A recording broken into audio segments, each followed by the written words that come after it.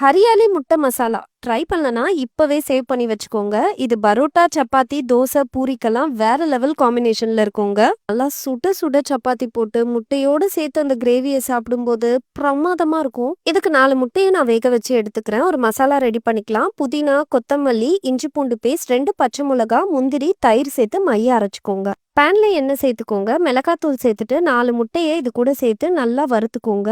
முட்டைய வறுக்கிறதுக்கு முன்னாடி அதில சின்ன சின்னதா நான் இந்த மாதிரி ஸ்லிட் பண்ணி வச்சிருக்கேன். அப்ப நல்லா முட்டையில மசாலா இறங்கும். இப்ப வெங்காயம் சேர்த்து வதக்குங்க. கூடவே தக்காளியும் சேர்த்து நல்லா வதக்கிடுங்க. மஞ்சத்தூள், உப்பு சேர்த்துக்கோங்க. நல்லா மிக்ஸ் பண்ணி குடுத்துருங்க. இப்ப நம்ம அரைச்ச அந்த கிரீன் பேஸ்ட்ட இது கூட சேர்த்துட்டு தண்ணி சேர்த்து மிக்ஸ் பண்ணுங்க. மூடி போட்டு லோ ஃப்ளேம்ல ஒரு 5 மினிட்ஸ் குக் பண்ணுங்க. நல்லாவே எண்ணெய் பிரிஞ்சு வந்துரும். நம்ம வறுத்த முட்டைய இதோட சேர்த்து நல்லா கலந்து குடுத்துருங்க. கடைசியா காஞ்ச வெந்தயக்கீரைய ஆட் பண்ணிட்டு சர்வ் பண்ணுங்க. அல்டிமேட்டா இருக்குங்க. கண்டிப்பா ட்ரை பண்ணுங்க. என்ஜாய் பண்ணுங்க.